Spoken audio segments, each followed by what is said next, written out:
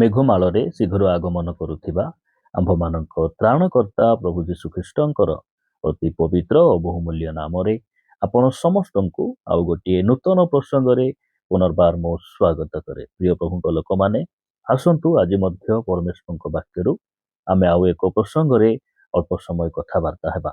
ସ୍ୱର୍ଗର ପରମେଶ୍ୱର ପ୍ରତିଦିନ ତାହାଙ୍କ ବାକ୍ୟ ଦ୍ୱାରା ଆମ୍ଭମାନଙ୍କୁ କଥା ହେଉଅଛନ୍ତି।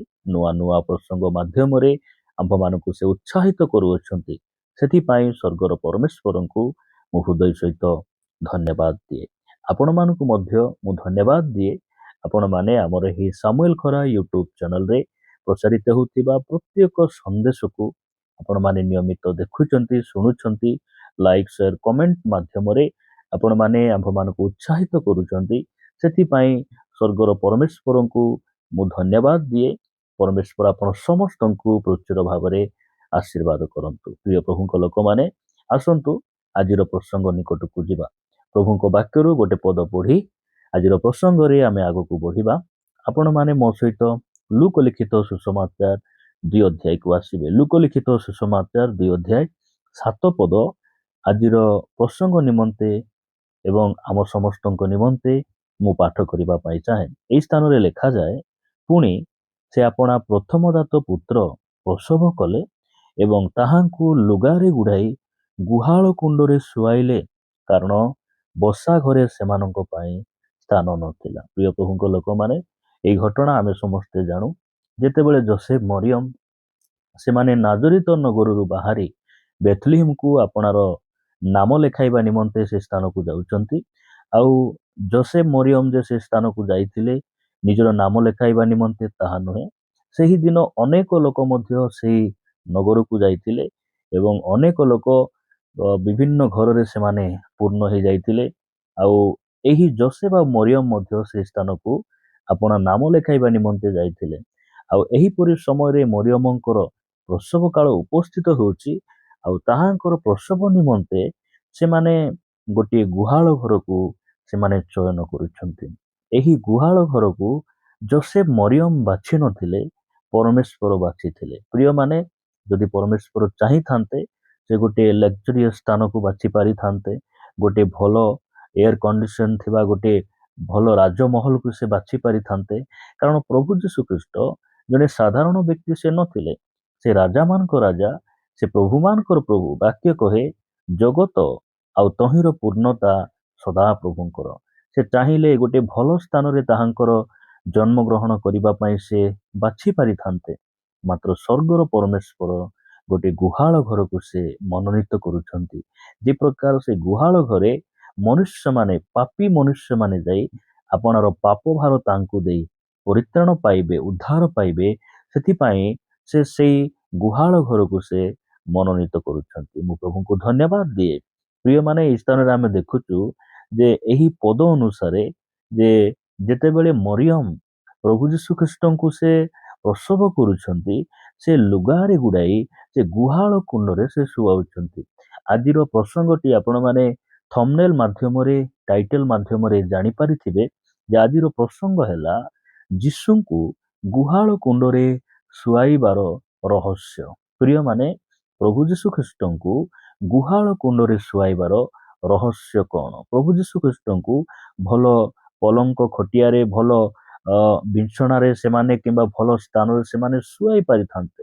ମାତ୍ର ଗୁହାଳ କୁଣ୍ଡରେ ଯୀଶୁଙ୍କୁ କାହିଁକି ଶୁଆଉଛନ୍ତି? ଏଇଟା ଯଦି ଆମେ କୌଣସି ଭାଇ ଭଉଣୀକୁ ପଚାରିବା, ସେମାନେ ଆକ୍ଷରିକ ଭାବରେ କହିବେ ଯେ ଏଇଠି ଲେଖାଯାଉଛି ଯେ ସେଇ ସ୍ଥାନରେ ସେମାନେ ଗୋଟେ ଭଲ ଜାଗାରେ ଶୁଆଇ ପାରିଥାନ୍ତେ, କାହିଁକି ନା ସ୍ଥାନ ନଥିଲା। ଏହି କଥା ଅନେକ ଭାଇ ଭଉଣୀ ମାନେ କହନ୍ତି। କିନ୍ତୁ ଏହି ବାକ୍ୟର ରହସ୍ୟ ରହିଛି, ଏହି ଘଟଣାର ରହସ୍ୟ ରହିଛି। ପ୍ରିୟମାନେ, କାହିଁକି ସେମାନେ ଗୁହାଳ କୁଣ୍ଡରେ ଶୁଆଇଲେ ତାର ରହସ୍ୟ ବାଇବଲରେ ଲେଖାଯାଏ। ଆପଣମାନେ ମୋ ସହିତ ପଢିବେ। ଯୋହନ ଲିଖିତ ସୁସମାଚାର 6 ଅଧ୍ୟାୟ 51 ପଦରେ ଲେଖାଯାଉଛି, ମୁଁ ସ୍ୱର୍ଗରୁ ଅବତୀର୍ଣ୍ଣ ସେହି ଜୀବନଦାୟକ ଆହାର, କେହି ଯଦି ଏହି ଆହାର ଭୋଜନ କରେ ସେ ଅନନ୍ତ କାଳ ପର୍ଯ୍ୟନ୍ତ ଜୀବିତ ରହିବ। ହଁ, ମୁଁ ଯେଉଁ ଆହାର ଦେବି ତାହା ମୋହର ମାଂସ, ମୁଁ ତାହା ଜଗତର ଜୀବନ ନିମନ୍ତେ ଦେବି। ପ୍ରିୟମାନେ, ପ୍ରଭୁ ଯୀଶୁଖ୍ରୀଷ୍ଟଙ୍କୁ ଗୁହାଳ କୁଣ୍ଡରେ କାହିଁକି ଶୁଆଇଲେ? କାରଣ ସେ ଜୀବନଦାୟକ ଆହାର ଅଟନ୍ତି। ଗୁହାଳରେ ଯେଉଁ କୁଣ୍ଡ ଗୁଡ଼ିକ ରୁହେ ସେଇ କୁଣ୍ଡରେ ଗାଈମାନଙ୍କର ଖାଦ୍ୟ ରଖାଯାଏ। ଆଉ ସେଇ ସ୍ଥାନରେ ପ୍ରଭୁ ଯୀଶୁଖ୍ରୀଷ୍ଟଙ୍କୁ ଶୁଆଇ ଦିଆଯାଉଛି। କାହିଁକି? ସେ ଜୀବନଦାୟକ ଆହାର ଅଟନ୍ତି। ପ୍ରଭୁ ଯୀଶୁଖ୍ରୀଷ୍ଟ ନିଜେ କହିଲେ, ମୁଁ ଜୀବନଦାୟକ ଆହାର, ଯେ ମତେ ଭୋଜନ କରିବ ସେ କେବେ ମରିବ ନାହିଁ, ସେ ଅନନ୍ତ ଜୀବନ ପାଇବ। ପ୍ରିୟମାନେ, ଏଇ ପୃଥିବୀରେ ଅନନ୍ତ ଜୀବନ ପାଇବାର ଆହାର କୋଉଠି ମଧ୍ୟ ନାହିଁ। ଆପଣ ଯେତେ ଭଲ ଖାଦ୍ୟ ଖାଆନ୍ତୁ, ଆପଣ ଯେତେ ଅ, ଭଲ ପାଣି ପିଅନ୍ତୁ, ଆପଣ ଯେତେ ଠିକ ଭାବରେ ଆପଣ ଯେତେ ସୁନ୍ଦର ଖାଦ୍ୟ ଆପଣ ଖାଆନ୍ତୁ, ଦିନେ ନିଶ୍ଚିତ ଭାବରେ ଆପଣଙ୍କର ମୃତ୍ୟୁ ସୁନିଶ୍ଚିତ। ମାତ୍ର ପ୍ରଭୁ ଯୀଶୁଖ୍ରୀଷ୍ଟ କହୁଛନ୍ତି, ମତେ ଭୋଜନ କର, ମତେ ଖାଅ, ତାହେଲେ ତୁମେ କଣ ହେବ? ଜୀବନ ପ୍ରାପ୍ତ ହେବ। ପ୍ରିୟମାନେ, ପ୍ରଭୁଙ୍କର ଗୌରବ ହଉ। ପ୍ରଭୁ ଯୀଶୁଖ୍ରୀଷ୍ଟଙ୍କୁ କାହିଁକି ଗୁହାଳ କୁଣ୍ଡରେ ରଖାଗଲା, କାହିଁକି ଶୁଆଇ ଦିଆଗଲା? କାରଣ ସେ ଜୀବନଦାୟକ ଆହାର ଅଟନ୍ତି। ଅର୍ଥାତ୍ ଯେତେବେଳେ ଇସ୍ରାଏଲ ଲୋକମାନେ ପ୍ରାନ୍ତରରେ ସେମାନେ ମାନା ଭୋଜନ କଲେ ଆଉ ସମସ୍ତେ ମୃତ୍ୟୁବରଣ କଲେ, ମାତ୍ର ମୁଁ ସ୍ୱର୍ଗରୁ ଅବତୀର୍ଣ୍ଣ ସେହି ଜୀବନଦାୟକ ଆହାର ପ୍ରଭୁ ଯୀଶୁଖ୍ରୀଷ୍ଟ ସେ ଆହାର ଅଟନ୍ତି। ଆହାର ଅର୍ଥାତ୍ ପ୍ରଭୁ ଯୀଶୁଖ୍ରୀଷ୍ଟ ଆହାର ବୋଲି କହିଲେ ପ୍ରଭୁ ଯୀଶୁଖ୍ରୀଷ୍ଟ ନିଜେ ବାକ୍ୟ ଅଟନ୍ତି। ଆପଣଙ୍କୁ ମତେ ବାକ୍ୟକୁ ଆମେ ଭୋଜନ କରିବା ଆବଶ୍ୟକ ରହିଛି। କାରଣ ବାକ୍ୟ ବିନା ଆମେ ମୃତ ଅଟୁ। ବାକ୍ୟ ବିନା ଆମେ ଅନନ୍ତ ଜୀବନର ଅଧିକାରୀ ଆମେ ହେଇପାରିବା ନାହିଁ। ଯଦି ଆପଣ ପଢିବେ ଯୋହନ ଲିଖିତ ସୁସମାଚାର 1 ଅଧ୍ୟାୟ 1 ପଦରେ ଲେଖାଗଲା, ଆଦ୍ୟରେ ବାକ୍ୟ ଥିଲେ, ବାକ୍ୟ ଈଶ୍ୱରଙ୍କ ସଙ୍ଗରେ ଥିଲେ, ସେହି ବାକ୍ୟ ଈଶ୍ୱର ଥିଲେ। ପ୍ରିୟମାନେ, ଆଉ ସେହି ବାକ୍ୟ କଣ ହେଲେ? ଦେହବନ୍ତ ହୋଇ, ଅର୍ଥାତ୍ ମନୁଷ୍ୟ ଦେହ ଧାରଣ କରି ଆମମାନଙ୍କ ମଧ୍ୟରେ ସେ ଆସିଲେ। 14 ପଦରେ ଲେଖାଗଲା, ଆଉ ସେହି ବାକ୍ୟ ଦେହବନ୍ତ ହେଲେ, ପୁଣି ଅନୁଗ୍ରହ ଓ ସତ୍ୟରେ ପରିପୂର୍ଣ୍ଣ ହୋଇ ଆମ୍ଭମାନଙ୍କ ମଧ୍ୟରେ ବାସ କଲେ। ଆଉ ପିତାଙ୍କ ଠାରୁ ଆଗତ ଅଦ୍ୱିତୀୟ ପୁତ୍ରଙ୍କ ମହିମା ସଦୃଶ ଆମ୍ଭେମାନେ ତାହାଙ୍କ ମହିମା ଦେଖିଲୁ। ପ୍ରଭୁଙ୍କର ଗୌରବ ହଉ। ପ୍ରଭୁ ଯୀଶୁଖ୍ରୀଷ୍ଟ ବାକ୍ୟ ଅଟନ୍ତି। ଆଉ ବାକ୍ୟ ଆମ ପାଇଁ ଅତି ଗୁରୁତ୍ୱପୂର୍ଣ୍ଣ ଅଟେ। ବାକ୍ୟ ବିନା, ଅର୍ଥାତ୍ ବାକ୍ୟର ଅନୁସାରେ ଆମେ ଜୀବନ ଯାପନ କରିବା ବିନା ଆମେ ମୃତ ଅଟୁ।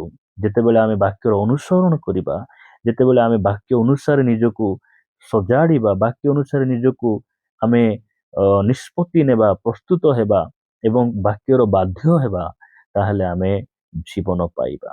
ପ୍ରିୟମାନେ, ପରମେଶ୍ୱର ଆମମାନଙ୍କୁ ଅନୁଗ୍ରହ କରନ୍ତୁ ଯେ ଯେଉଁ ସମୟରେ ଖ୍ରୀଷ୍ଟମାସ ଆସେ, ଯେଉଁ ସମୟରେ ବଡ଼ଦିନର ସମୟ ଆସେ, ଅନେକ ଭାଇ ଭଉଣୀ ମାନେ ସେମାନେ ଚିନ୍ତା କରନ୍ତି ପରିବାର ମଧ୍ୟରେ ଆମେ କଣ ରାନ୍ଧିବା, କଣ ଖାଇବା, କଣ ପିଇବା, ଏଇ ସବୁ ବିଷୟରେ ସେମାନେ ବ୍ୟତିବ୍ୟସ୍ତ ହେଇଯାଆନ୍ତି।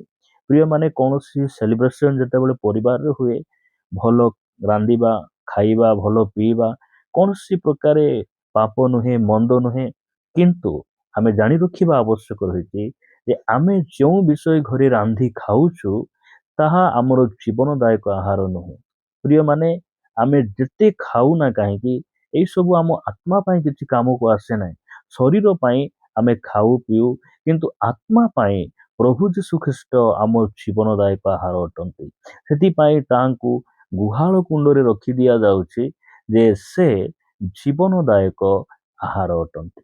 ପ୍ରଭୁଙ୍କର ଗୌରବ ହଉ।